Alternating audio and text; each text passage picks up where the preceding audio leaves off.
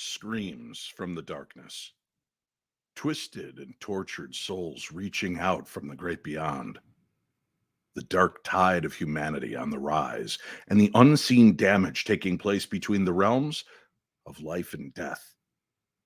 For centuries, we've been fascinated with reaching out through the veil to commune with the spirit realm, find proof of the afterlife. But are we causing a destructive butterfly effect in doing so? Dark energy seems to be on the rise. People are feeling pulled to explore further than ever before between the living and the dead. But the question is, at what cost? Tonight, let's discuss the realities and ramifications of this search. When is chasing death too much? And have we already gone too far? The veil is there. And although we're all interested in it tonight, I encourage each of you to take just a strand and help me as we unravel the veil right here on the Paranormal 60. I'm not gonna stand here and listen to this baloney. You won't know. He doesn't stand for baloney.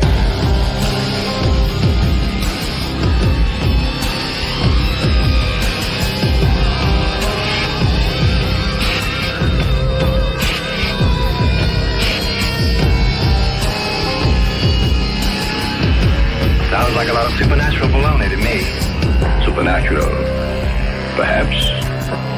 Baloney, perhaps not.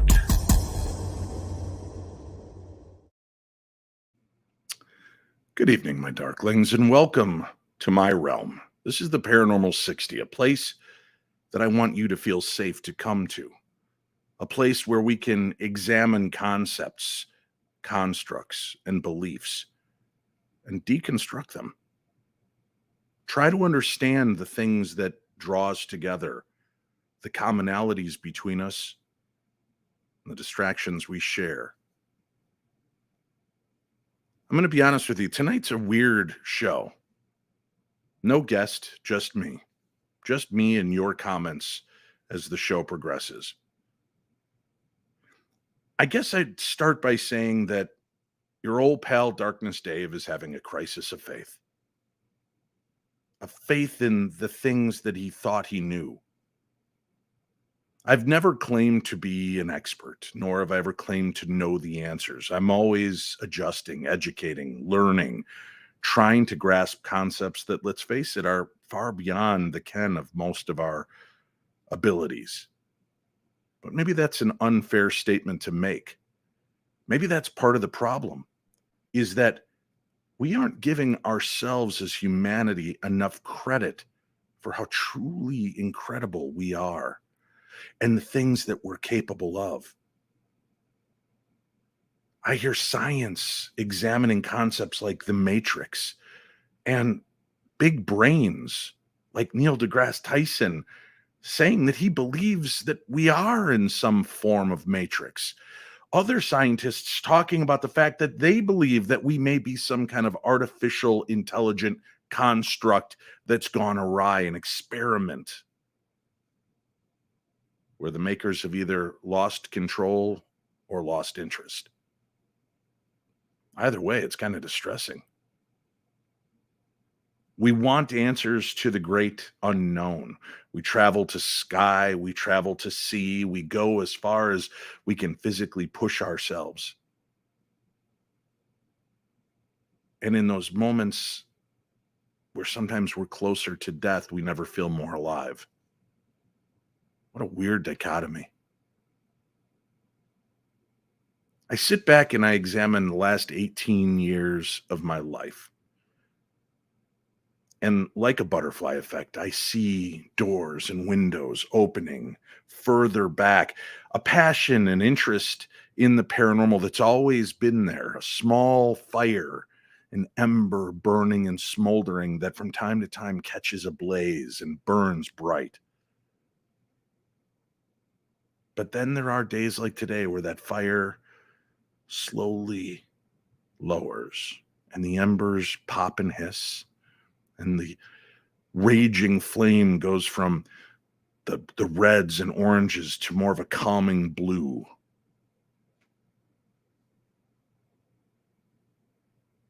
I spent a weekend in North Carolina investigating claims of the paranormal on a battleship. Definitely had encounters. Saw things, heard things, doppelganger effects, things that we cannot currently in our current state fully understand nor explain. Talking with a medium friend of mine off air before the show, she made a comment about being interested in what I'll talk about tonight because she doesn't believe that, as I understand it, the veil is a construct. There is no veil. I believe there is. I believe there's a veil that we put over our own minds and that we allow others dominion over us to keep that veil there. Because sometimes it's more frightening to realize that we are capable of more, because then that means we have to shoulder more. We need to step up into these moments, into these abilities. Life and death are the same side, or the two sides of the same razor blade, right? There's just a minute, thin sliver of cold steel that separates the two sides. But we can't really understand what death is. I mean, there's a lot of people spouting off about what death is. And it's interesting, right? When you sit back and you watch and you see people with abilities and skills far beyond those of mortal men that are able to traverse the universes, the veils, to speak to the dead, their guides, higher consciousness, the universe, the earth. And none of them can even agree on what's truly going on. And some of them are assured that they are the right ones. And this is no attack for my mediumistic friends that are in chat or watching or listening to this podcast at a further time. This is not an attack on you. It's an observation. We become set in a way because we know what we know, what we know, what we know. I've watched the frustration in the face of friends like Chip Coffey and Chris Fleming, Michelle Welsh, Cindy Kaza, my friend Paranormal Sarah. So many people with these amazing abilities, each one believing their concept is correct, but each one vastly different, with one commonality that they're getting information from something, from somewhere. Are we all truly capable of it? Right? The old saying goes, hey, we can all sing, just not all of us can sing well. That's a heartbreak of mine. Little secret about your old pal Darkness Dave. The one job I want in life is to be a lounge singer. To just be able to go swinging and singing and have a great night in a piano bar. But God did not give me the gift of a singing voice.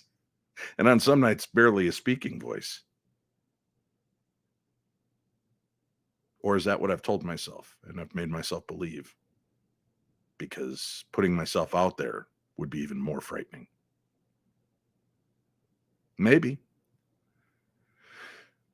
Looking at death on the whole, the concept of no longer existing has been the bane of my existence. And I wonder if I could take every minute back of my life where I have spent fearing death, fearing the end, and I could put them together, back to back to back to back to back.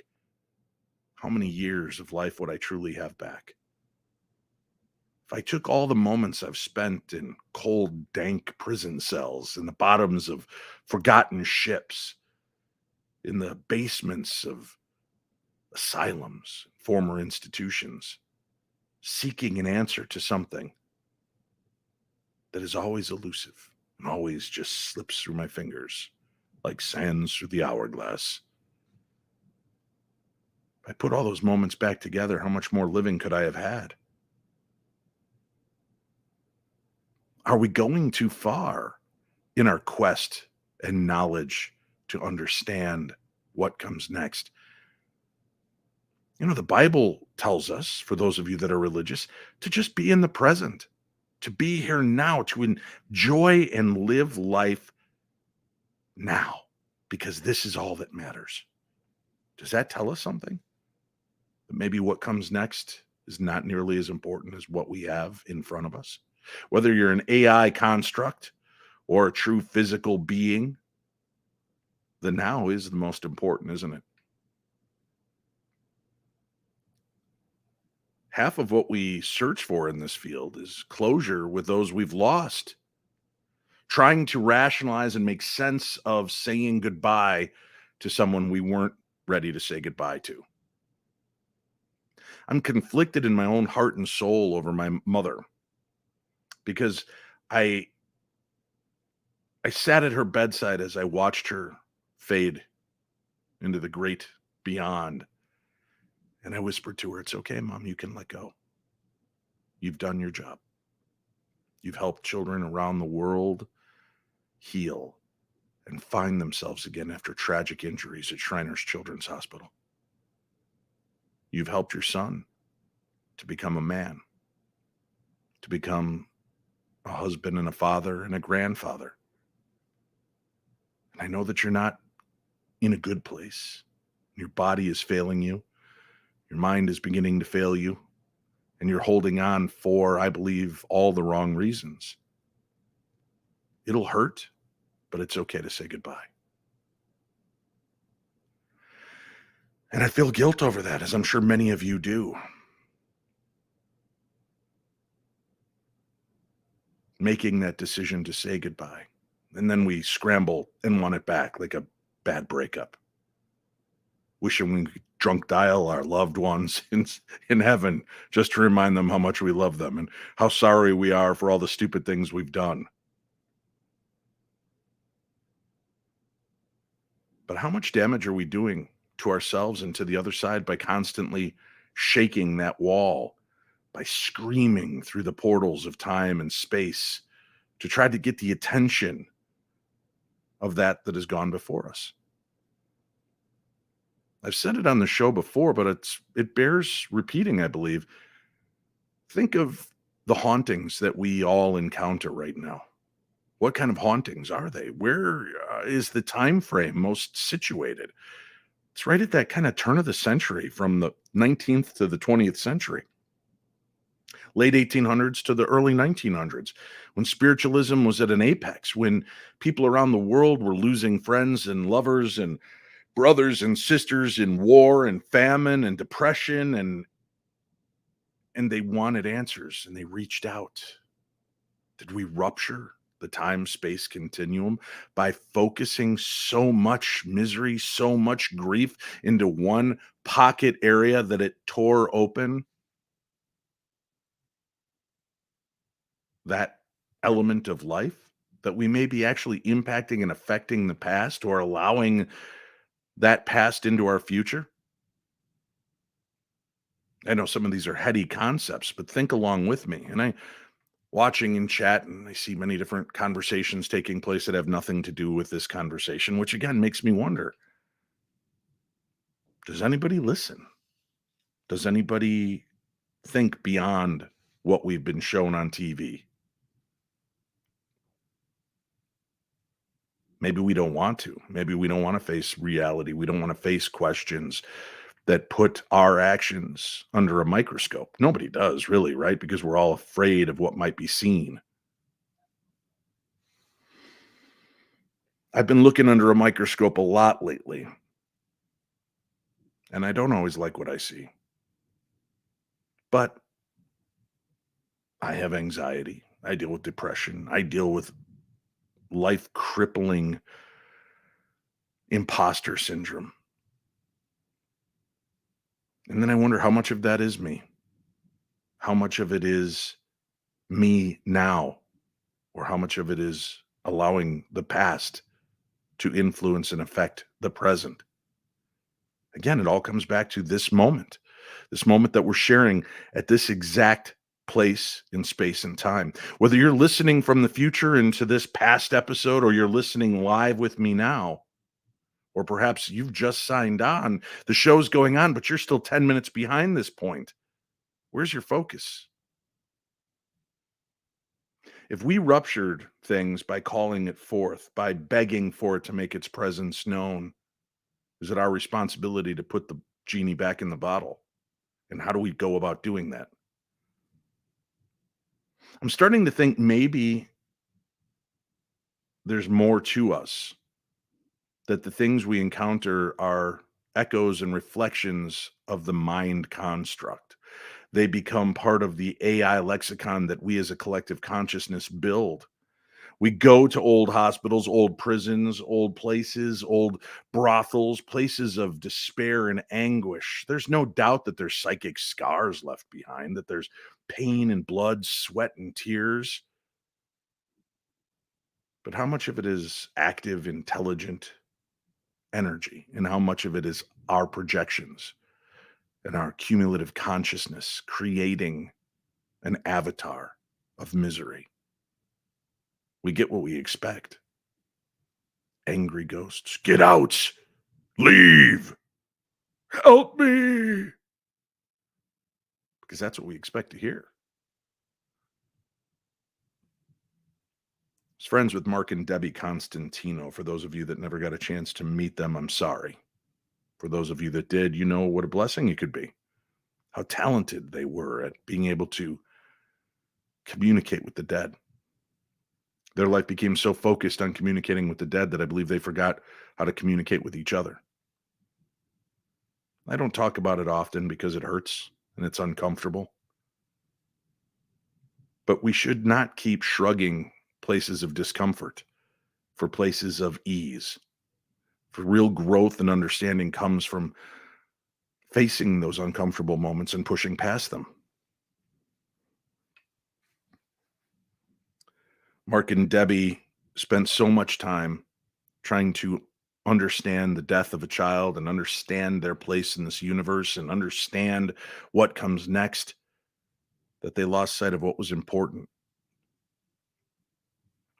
And it drove a wedge between them. Many people want to blame the dark side, the demons, the supernatural, attachments. Sure. But was it the attachments and demons of their own baggage, of their own lives that took them down? We want a horned villain to point our finger at, when really the horned villain is just what we've put out to the universe as a way we portray ourselves or portray the thoughts of others. Mark and Debbie loved communicating with the dead. They loved the spotlight of people in awe of the abilities and the way that they were able to become conduits. So much so that I believe in a sense that they were just projecting much of it onto recorders from themselves, not in a hoaxing way, not at all. But I believe that we get so wrapped up in what we're doing in our belief systems that we sometimes overlook what might be more of the reality. And does clinging to the dead and begging them forth, is that healthy for them? Is that what you want for you? Is it that you want loved ones calling you forth or calling you back? And do you want strangers walking around in your old house chanting, right? Inciting you to come back? What are they giving life to? Is it truly you? Or is it giving life to a scar? A scar is something we have, but it doesn't represent us. Right?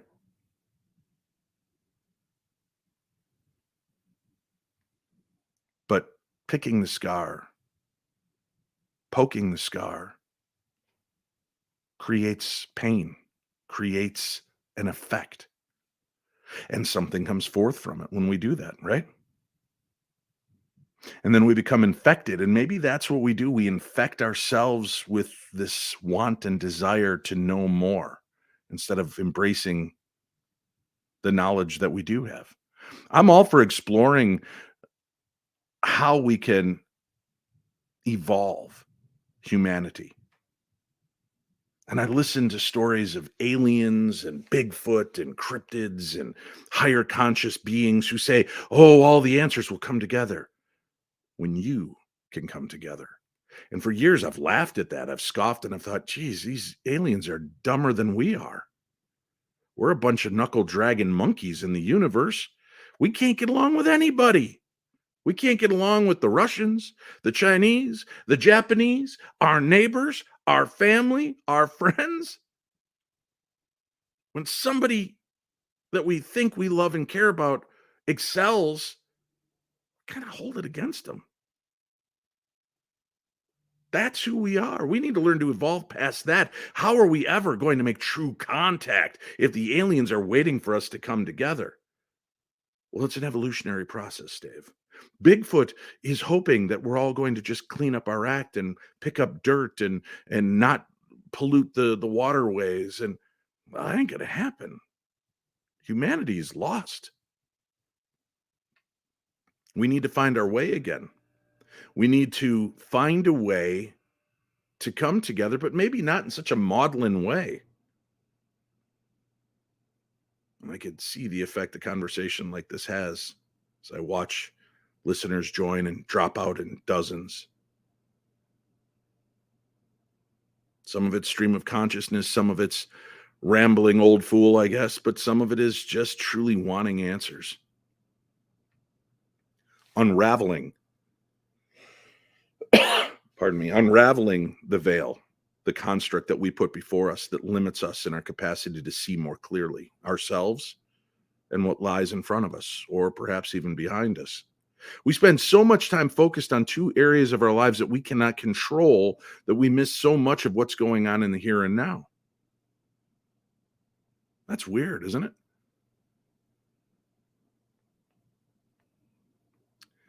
I don't have answers. Tonight's a night of questions. And I hope that some of the questions make you reevaluate your ideas on some of these things. Not that I'm trying to push people out of the paranormal field or challenging people to quit. I want you to understand why you do what you do. Give it more thought than, boy, it sure looks cool. Man, would I love to get knocked down by a ghost. That's what I hear from people around the world.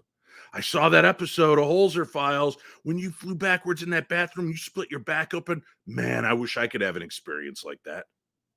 Why? Because I've never had that. Well, I've never had gonorrhea, but I don't want that. That's no excuse. I want it because I've never had it.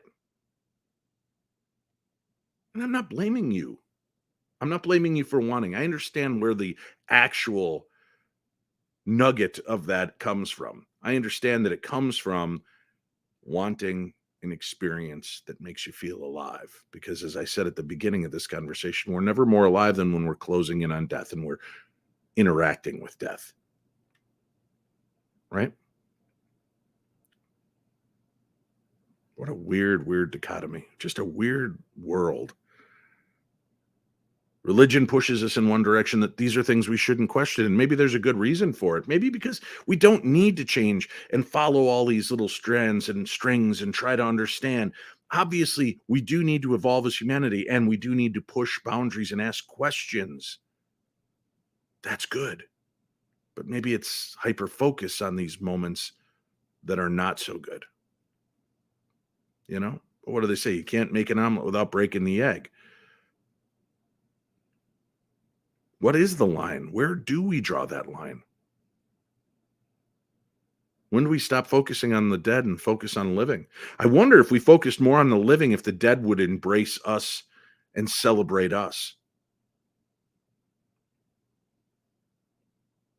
The Day of the Dead. I'd try to say it in Spanish, but I'll butcher it and I don't want to do that. What an amazing concept to celebrate the ones that have gone before us. Not to bring them forward, not to make them come back to us, but to celebrate them.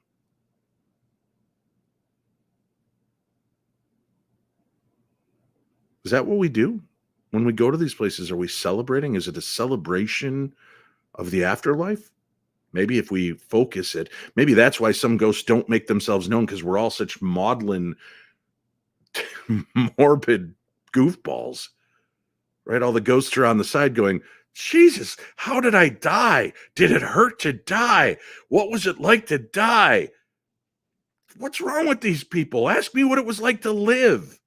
Ask me what it was like to be alive at this time. Maybe that's it. Maybe that's where our focus needs to turn, is to engaging the dead for what they are, a continuation of life, right? That's what the mediums tell us. We don't really die. Energy doesn't die, Dave. It doesn't just stop. It just transmutes and transfigures and turns into a different form of energy. Science cannot pinpoint where consciousness lives or exists. It's not necessarily in the physical being, but Dave, I can look through my eyes and see. Or are you looking through the viewmaster of my skull and seeing what I see through my eyes? Consciousness, where are you when we need answers? But science has no better grasp of what we're going through.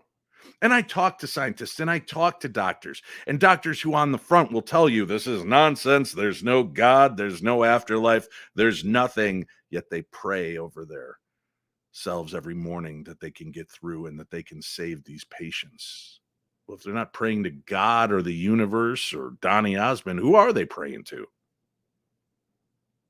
Maybe to their own consciousness, to their own higher self, to their own being, to their own God consciousness, to come into contact with that element. And maybe we do need to come into that contact a little bit more often by giving ourselves. And again, this isn't a rah humanity, boo religion, not at all. And again, I'm poor at quoting the Bible, but right, I mean, even Jesus said that all the things I do, you can do as well. Maybe that's just because he had belief in himself. I talk about a friend of mine from high school, Phil Spizzeri, grade school and high school. I love this kid. Little Italian kid. Reminded me of a white prince, like the musician. Phil was in school one day, and just this little powder keg of a kid, right? Half my height. Good looking kid. Took care of himself, did gymnastics, did martial arts. One day he's talking to the really good looking cheerleader in school. When coming through the hall like a John Hughes movie comes the thick necked dope that decides he's going to mix it up with Phil Spizzeri. What are you doing talking to my girlfriend? Well, she looks like she's perfectly capable to tell me to go away, and we seem to be having a good conversation. This guy just got more and more mad at the arrogance, the ego of this little man. Little man syndrome, Napoleon syndrome. And he just kept getting more and more agitated and irritated. And Phil got cooler and smoother. He was like the Fonz. And finally, this guy confronts him and he says, "Why are you so conceited? What makes you so conceited?" And Phil looked at him and said, "Hey, buddy, I'm not conceited. Far from it. Since I was a small child, I've been told how good looking I am, what an amazing artist I am, what a great singer and musician I am, how fantastic I am at gymnastics, how great I am at martial arts. My friend, I am not conceited. I'm convinced." What a great attitude, man. And the guy just stopped and shocked, and he looked at him and he said, "And maybe if you were a little bit more convinced in how great you were, you wouldn't be so intimidated by me talking to your girlfriend. Because there's nothing going on other than two people that share a class talking about class." And on that, Phil spun around and walked off casually, leaving a bunch of hothead smoking skull football players to sit there and brew. But I learned that lesson. I took that lesson back then. I was like, God dang it, that's amazing. I'm not conceited. I'm convinced. Maybe we all need to be a little bit more convinced. But Dave, I didn't have somebody telling me every day, then you be that somebody. You're here for a reason. You're listening for a reason. You watch these paranormal shows for a reason. It's because you want more than you have. You deserve more than you have. You deserve answers, but you hold yourself back because sometimes the answers are scary. Let's just put this out there. When we die, there is nothing. It is blackness. It is unconsciousness. You will not see your loved ones. You will not see your pets. You will not see your favorite people. It will just stop, like the flame on a candle going out. Well, geez, Dave, that's dark. Right, but once we can face that that's the worst that could happen, is that we just don't know and we don't exist anymore. Okay, that's the worst that could happen. Now walk it back. Now that we can get over that fear, that incessant nagging at us of what comes next, maybe we can start to evolve consciously. Our hearts can open, our minds can open, and they can stop being shielded by our fears and by the things that control and constrict and confine us. It allows us to elevate to the next level. And that's where real change begins to take place. In opening ourselves up, getting past those fears, facing the things. But Dave, I don't have that guy telling me how great I am every day. I don't have that person telling me how amazing I am. Then you be that person because you deserve it. And there's no reason you can't do it. And you could sit here and look me in the eye right now and give me 100 reasons, and they're all bullshit. Because you are responsible for you. You are responsible to take that next step for yourself. Nobody's going to do it. Nobody's going to reach out and take the hand and drag you over the finish line. So you do it. And you know what? When you start pulling yourself into the winner's ring, there's going to be more people there cheering you on. Believe it or not, right now in the darkness of it all, it's hard to imagine. But that's because we just can't see over the horizon. We just can't see what's coming next until we get there. And we don't get there until we make those moves. That means opening up your heart and opening up your mind, giving up on the pettiness, giving up on the greed, giving up on the lust and anger and resentment. Forgive, not for the others. Don't forgive what happened to you from the others, but do it for you. You deserve that forgiveness. That's the veil that we deal with. The veil is our own constricting, holding our own parameters that we've set for ourselves. And until you say enough, they will remain in place. I do believe that. I believe that wholeheartedly. I've seen the magic.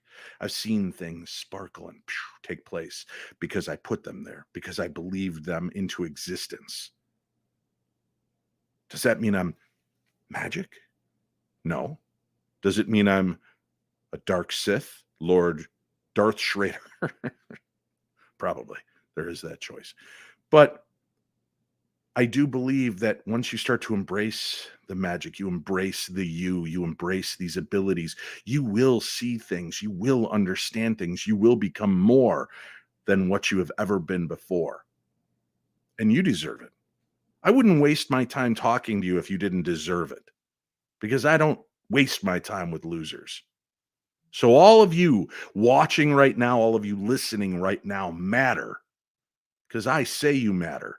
So if you say you don't have somebody in your court, bullshit. I'm in your court. I believe in you because you're here. You've made a commitment to be here, to ask questions, to listen, and become friends. Look at that side scroll. Maybe it's over on this side if you are looking. I can't tell which way the computer tells you. How many of you knew the other people in this room before this show began? How many of you look forward to seeing those people every Monday and Wednesday night? How many of you are now planning on meeting and hanging out at conventions or events and becoming more than what you are now by becoming friends with these people in the real world? That's evolution. We're all having the evolution. You're right, Michelle Welch. There is no veil. The veil is our own construct. The thinning of the veil is the moments we start to lean into belief and then pull back because, well, what does that mean? Does that mean I'm going to face judgment? Does that mean that I have to look myself in the face at the end of time and understand that all the things I did wrong are going to come back to me and I'm going to be reminded of them? That's scary. That's what I've told you. My hell is going to be standing there reliving every minute for every moment I've hurt somebody's feelings. To live through their lives, to see how that dirty, shitty thing I said affected their lives and how it hurt them. But you know what? I think my heaven's going to be seeing through the eyes of every person I stopped and reached my hand back to help come forward with me. That's the heavenly reward. I don't do it for that purpose, but I do it to try to make the movie in front of me a lot better than the movie behind me. We're all fallible. We've all made mistakes, but we are not defined by the mistakes that we have lived through. Those are hiccups in the road. You have to have mistakes in order to know how to get better. I've faced those things. I've faced the stupidity and the rude comments and the things that I've said and not realizing how the context of what I said hurts one person when other people don't notice it and then dismissing them because, hey, we all said it. That was just a saying in the 80s. That doesn't mean it's okay now, right? So we have to take awareness. We have to be conscious of what we do and how we do. And that is the beginning of evolution. That is how we all begin to awaken. And there's 100 monkey rule, right? Once that 100th monkey figures out how to use that tool, suddenly monkeys around the world, monkeys that cannot speak to one another, see each other, work with one another, begin to use a tool in the same way. And maybe if we wake up enough minds together tonight and every day of our lives, this consciousness will awaken in others, even those that don't want to see it. Because the storm of change will beat down that door in their heart and in their head, and it will open up. How do I know this? Because we've all had similar thoughts at similar times, ideas. How many of you have sat back and said, I totally had that as an idea. I should have acted on it. That guy's a millionaire now. You're right. You should have acted on it. Now let's act on it. There are some people who have acted on things. They've started their own business and they've asked me to run ads for them. And that's how I make my living. So let's do that. We're going to take just a quick break. We're going to visit with a few friends, hear some cool things that are going on, and then we're going to come back and have more conversation. And I want to see your thoughts on these points. And if you have questions, things you want to push back on, we don't have to be best friends to have a discussion. We can be okay disagreeing. And I'll take what you have to say and I'll open up to it. And I hope that you'll all do the same. So stay tuned. We've got more to discuss right here on the Paranormal 60. Innovation, creation, vitality, and joy are the pulse of mysoultopia.com, with many custom creations for the mind, body, and spirit, along with classes, intuitive sessions, coaching, and healing energies.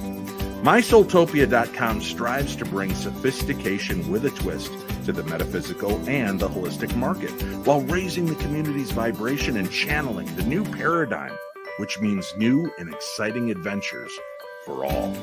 MySoultopia.com is utopia for your soul.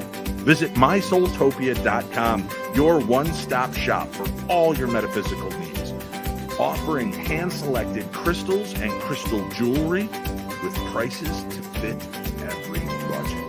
MySoultopia.com offers the best selections of tarot and divination cards by top designers, expertly curated and award-winning book collections from top authors on every subject you'll need on your spiritual journey.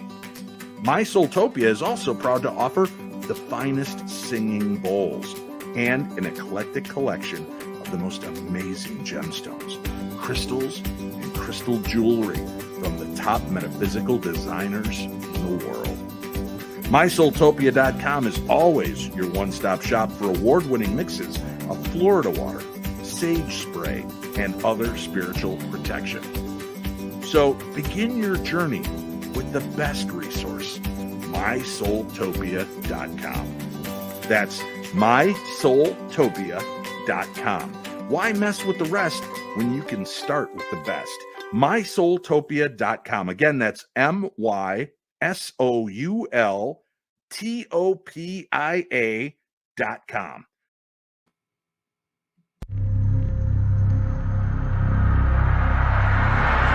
Haunted Magazine is a publication dedicated to all things paranormal and spooky. Each issue features articles, interviews, and stories about ghosts, hauntings, and other unexplained phenomena. The magazine also covers topics such as cryptozoology, UFOs, and other aspects of the supernatural. Expect to find in-depth investigations of haunted locations, first-hand accounts of ghostly encounters, and reports of paranormal events and attractions. The magazine also includes features on the latest ghost hunting technology and techniques, as well as tips for those looking to search the supernatural on their own. Issue 37, The Frights of Spring, will be in stores from March 6th. So remember, don't be normal. Be paranormal, and order your copy today.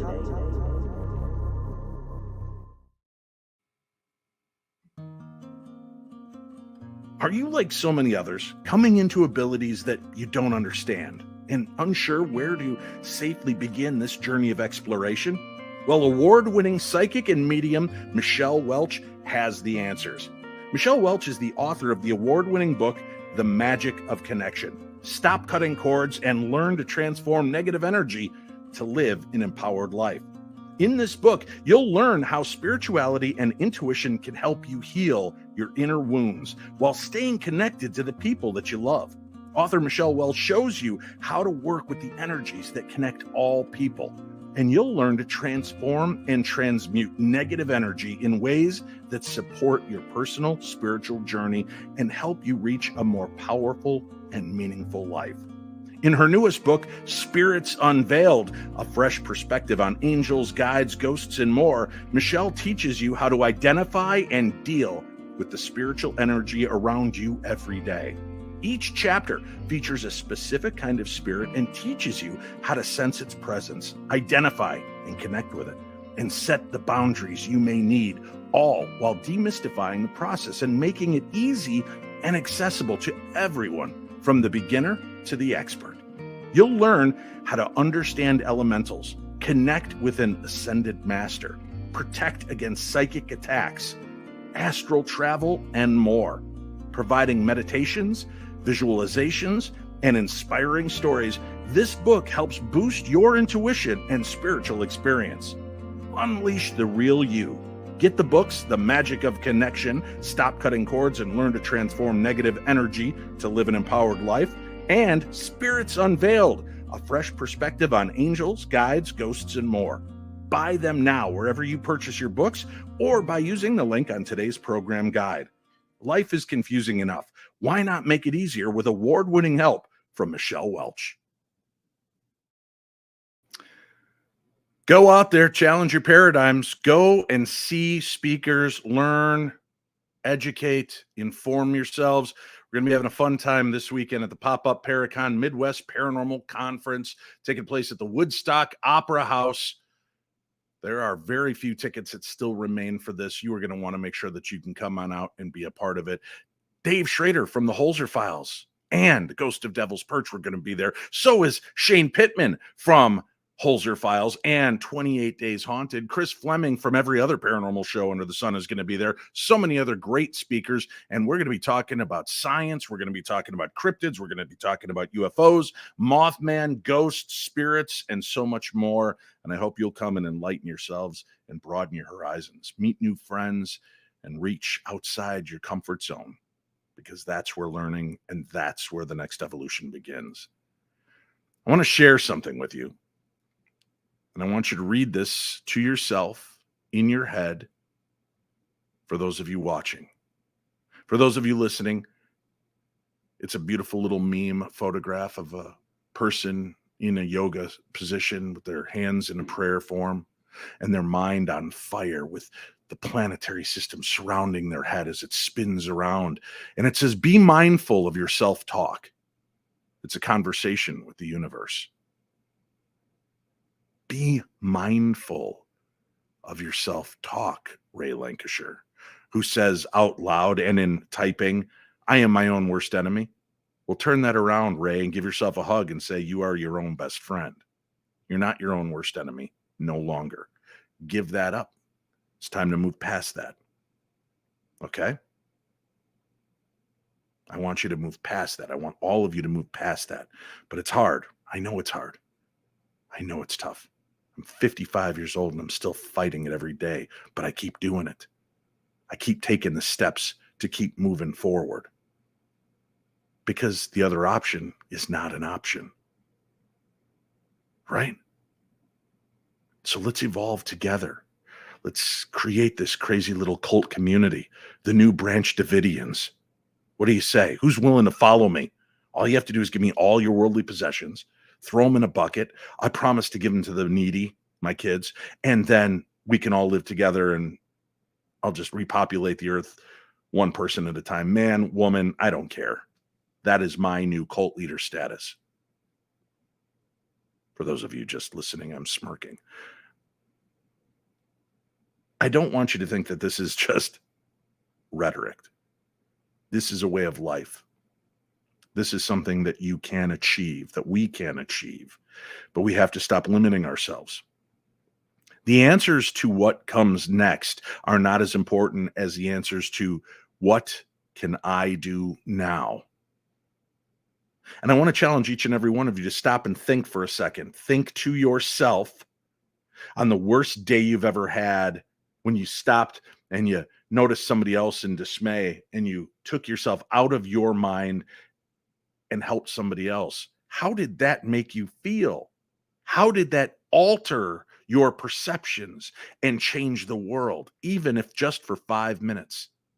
When you see the teller at the bank with the shoulders slumped and the hangdog face because it's been a rough day, and you just say, hey, I want you to know you're doing a great job, and I appreciate you being here today.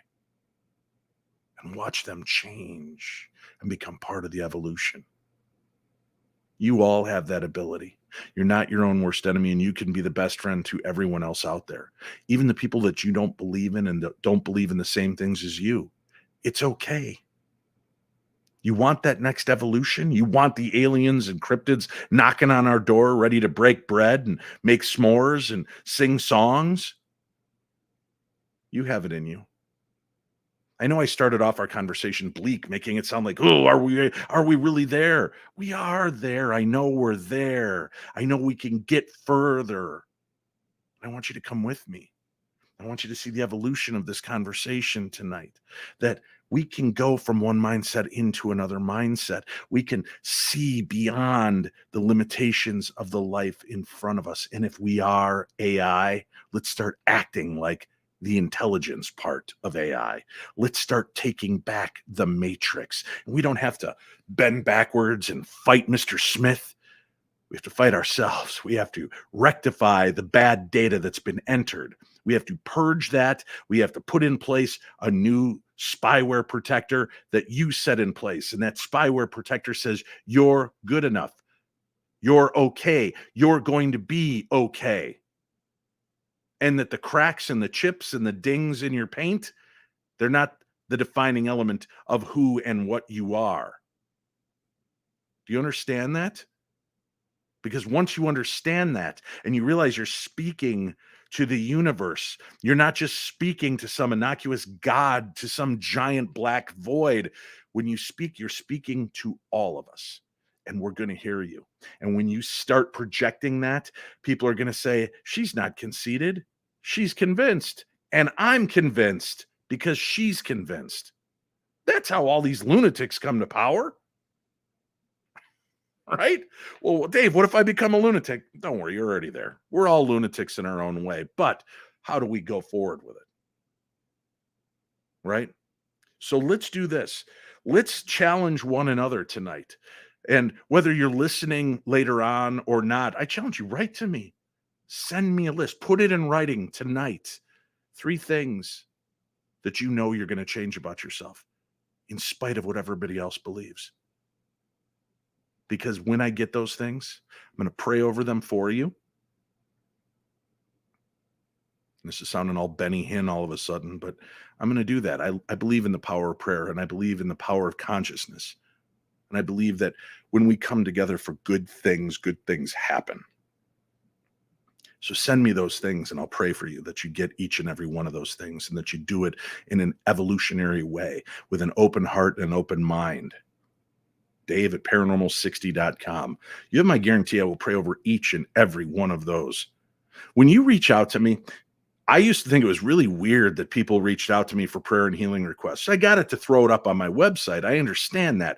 But some people said, no, I want this private, but I just want you to pray for me. I thought, what is wrong with you? I'm not a priest. I'm not a preacher. But because I'm convinced it works, they want that on their side. And that's when it hit me. That's when I realized, oh, this is an honor given to me. This is not another job. And when I get letters from you and I get messages from you and I see your posts on social media, you haven't asked me to pray for you, but you've asked social media to do it. I put my hand on my screen and I say a prayer for each and every one of you every time I see it. And every prayer request I post for you, I pray along and I pray that it works. And we've seen miracles. That's how I know there's a greater good. That's how I know that we can be more than who we are right now. You just have to allow it. You have to give yourself permission to become part of that wheel, part of that flow, part of that river of dreams that does exist. The dead are around us. They're never far away because they're a part of who we are. I think a lot of mediums even get confused as to what they're truly communicating with. Is it God? Is it angels? Is it Seth? Is it Ezra, Nehemiah, Esther, Job? Or is it your conscious Rolodex able to tap in to somebody else's and flip through it and read that information that's there for the taking? You just are listening. God gives us 2 ears and 1 mouth for an important reason, right? Speak half as much as you listen. That's an important lesson.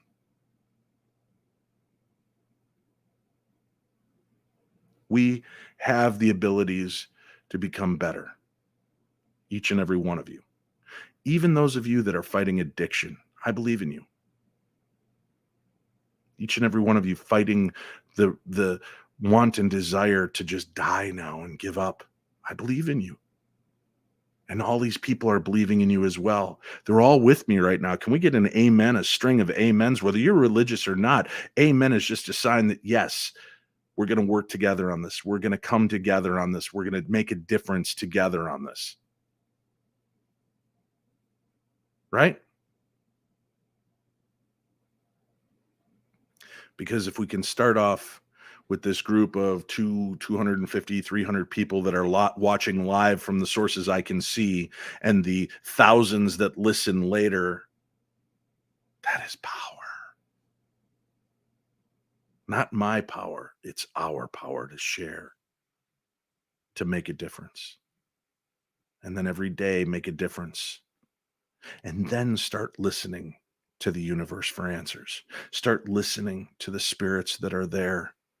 And I believe you'll get the words that you want, and you'll hear the things you need to hear, and you'll get the guidance that's always been there. Like I said, when I had my awakenings, when I was at my lowest point, as I sat there in my basement bedroom after trying to kill myself, shooting a gun, pulled the trigger 2-3 times, and it would not go off. It would crack, but nothing happened, and the bullet was in the chamber. Jesus, I can't even kill myself right. Unbelievable. What a failure. I put that gun away. I went downstairs and I turned on the stereo because music. And I didn't hear what was being played or said. I knew the song. I heard the music, but I was still so deep in my head that it took that song coming on about 7, 8, 9, 10 times before I heard the song. And I felt the hands release from my ears, and I got out of my way, and I heard words that spoke to me, words that told me, you're not alone, man. You're not in this by yourself. You're not the only one to feel this way. And if I can make it, you can make it. And I don't know that he knew he was doing that. You know that the song Dancing in the Dark was the last song that he wrote for that album, and he did it reluctantly. His manager John Landau told him, "You need one more song, Bruce. One more song. We need one more hit." How weird. It's a hit. It's a song about depression. It's a song about questioning everything you are and your place in the world. But through the song, the haze lifts, just like for me, the hands moved off of my ears. Some of you are probably tired of this story, but I'm going to keep telling it because there's always somebody new that needs to hear it. And in the moment I felt the worst, in the moment I felt that I was unworthy and that I was the only person in the world that had ever felt this kind of pain, I heard the words of Bruce Springsteen's Dancing in the Dark. And I heard him challenge and question everything about his life, where he lived, how he lived, what he did, his looks, his clothes, everything. So despondent, so dark. But then he stops and he takes the measure of what he is. And he says, you can't start a fire sitting around crying with a broken heart because there's no action in that. You can't start a fire worrying about your little world falling apart. Right? You need to get up and make an action. Get up and do something in those moments when you feel the most trapped and alone.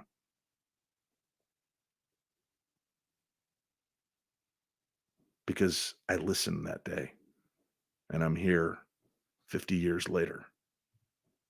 Almost 50 years exactly. Isn't that crazy? Because I let myself listen.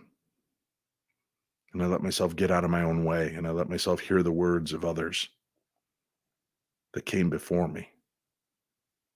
And I realized that the measure of a man is not the many times they fall down, but how many times they get back up. And it sounds corny, and Rocky Balboa said it beautifully in the last movie he did of Rocky Balboa. But damn it, it's true.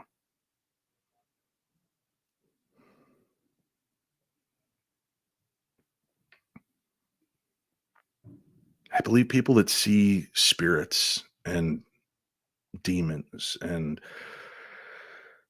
see aliens and interdimensional beings and Bigfoot,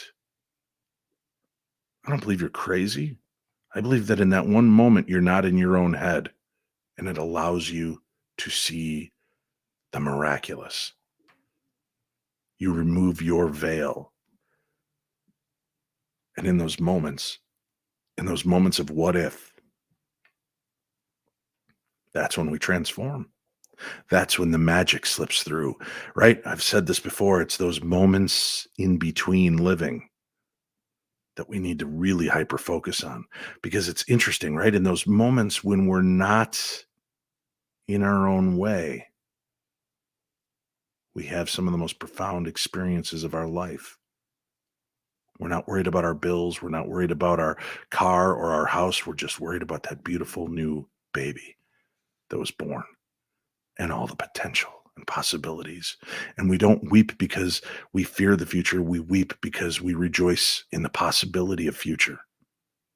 We got to find that again. But Dave, I'm not a parent. How can I get to that point? We all know that we get to that point, even if we're not parents. There's something that lights us up, something that gives us faith. Find it. Mine is music. Mine is children. Mine is this. I am where I am because this is where I need to be. What a great thought, isn't it? I am where I am because this is where I need to be. I'm alive because that gun didn't go off. I'm alive and I shared my story for the last 18 years.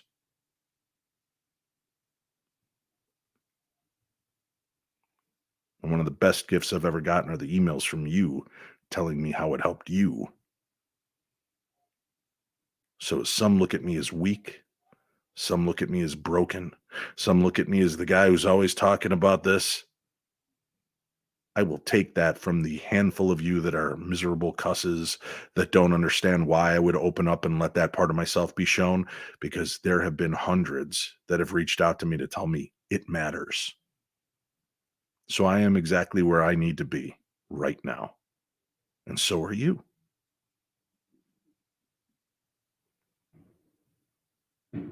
right? And if you embrace that feeling, it's so much better than what am I doing here? Sometimes it's hard to see the forest for the trees, man. You're so close up on something, it's impossible to understand what you're looking at. That's when you take a couple steps back and take a deep breath and you start to see the picture come into position. You start to see, and your eyes fill in all those massive gaps that you couldn't see because you were so hyper focused on one thing.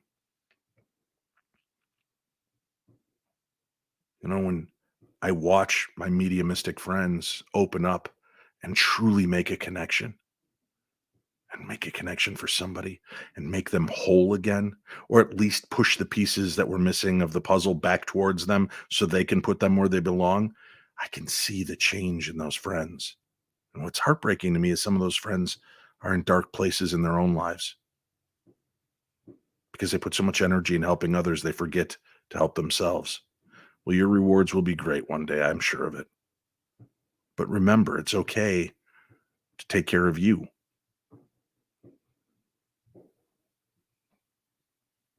I give you permission. Your old pal Dave. Well, what does that mean? I don't know. You tune in twice a week to listen to me, so obviously I have some sway in your life. So if your old pal Dave says, then let's at least use that as a starting block, right? Because I bet I'm not the only one.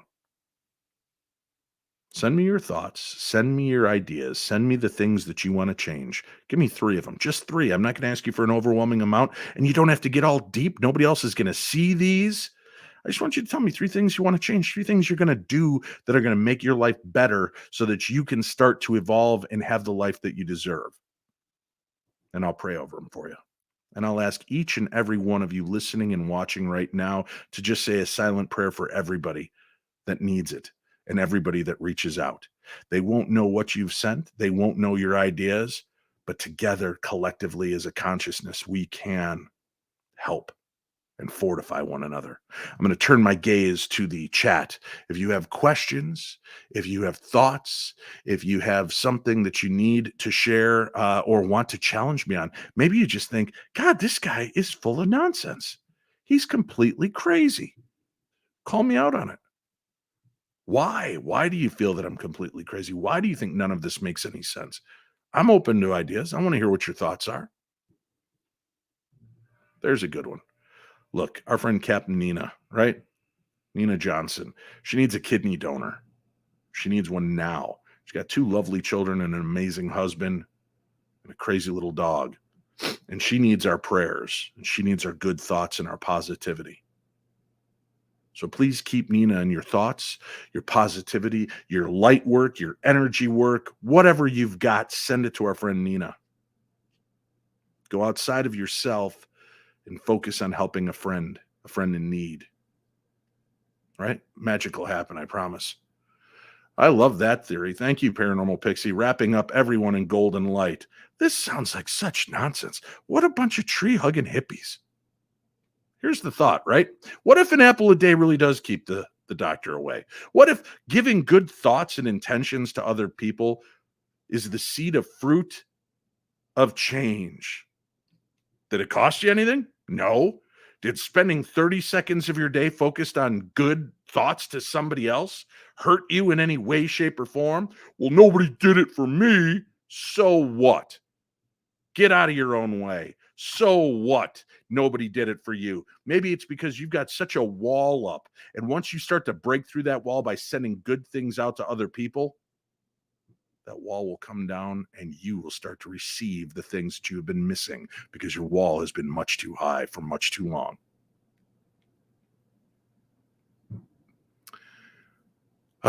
Good grief. What else have we got going on here? We're ghost hunters, not tree huggers. That's true.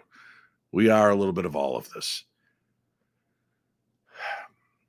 Paranormal 60, I give you more than I promise, right? Over deliver every episode. Sometimes 64 minutes, sometimes 74 minutes, sometimes 104 minutes.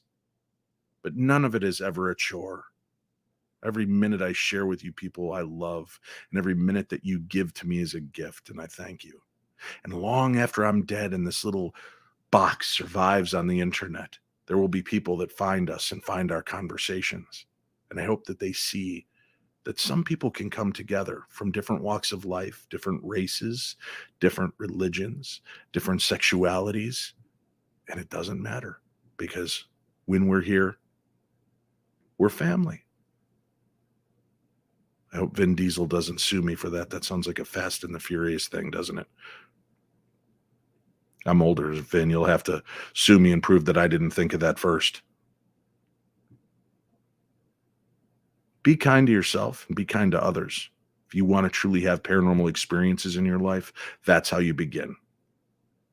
Show empathy and love and compassion, not just for the ghosts that you go hunting, but for the people that are around you every day. And even in the face of adversity, when it is the hardest to be loving, do it anyway. Be better than the sum of your parts. Because your parts may be flayed open right now and banged up and bruised, but you're still here, which means there's still life, hope, and spark in you. Okay? And for those of you that are listening right now, that are having your own crisis of faith, please know that your life is worth living. And at my few steps in life where I've questioned that and I've almost ended my life, I look at all the amazing things I've seen and done and the people whose lives I've touched and have touched my life. All of that would be for naught had that bullet gone. Right? So when it seems bleak and you feel alone, I promise you you're not. I promise you're not. And although I can't answer every phone call and I can't be there for each and every one of you physically to give you a hug, I will do my best when I see you at live events or in the grocery store or at the gas station. Just give me a few seconds to snap into Dave mode when you approach me. And the best way to do that is just say, Dave Schrader, I need a hug. All right? I'm going to end on this tonight. Making changes is not easy. The reward is well worth it. That I know. I know. I've been there. I've walked these steps. I face challenges every day. Right? Just like you. Well, but you're on TV and you do this and you do that. Don't give me more credit than you think I've got. I'm just like all of you. I struggle day to day to make the bills, to do the right thing, to be in the right place, to be in the right mindset. And I fail every day, but I don't quit, and neither should you. And never assume that because I can come on here and talk that I'm having it easier. Never assume that the people that are strong have it easier. Okay? Don't assume that and then think that gives you an excuse to do something you'll regret. Because we all are carrying scars from our past. Right? But let's not trauma bond. Let's not make it all about our miseries. Let's start to celebrate each other's triumphs and the good things that are going on. And the happy moments, as fleeting as some of them may be, hold on to them for dear life. And make the very best of those moments and share those moments in other ways, just by smiling at somebody, giving a compliment, giving help to somebody, even when you're not in the mood. It will change you. You can't fight it. When you do good and you reach past yourself, it will change you. And then the magic begins. And the more you'll see things, and the more you'll understand things, and the more your consciousness will grow and connect with others, and you will be able to look in the eyes of friends and know. Okay? Sounds like hippy-dippy huggery stuff. Sure is. Isn't that exciting? It's a much better future and a much better idea than not. Right? We have to push ourselves every morning, every day. Let's get started that way. Positive thoughts. Affirmations. Jesus, isn't this 1980s and 90s stuff? How come all those guys that pushed affirmations are still wealthy? Do you ever wonder about that? Maybe because they're not conceited, they're convinced. It's time you start being convinced. I'll be back on Wednesday where I'm convinced. There'll be drinking, there'll be fun, there'll be laughter amongst friends, and you are part of our family. And I hope that you'll be here with us. And if you can't be here live, I hope that you'll enjoy the show in whatever form you're able to check out and visit with us in. And please rate and review the show. Help me out by exposing the show to more and more people. And just know that wherever you are, whoever you are, Darkness Dave loves you.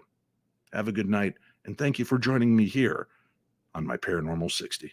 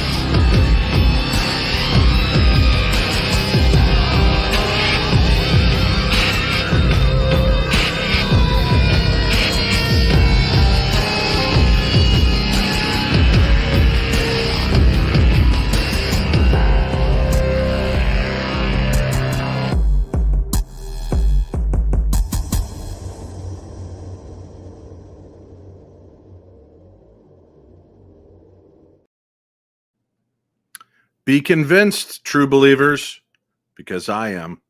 I believe in you.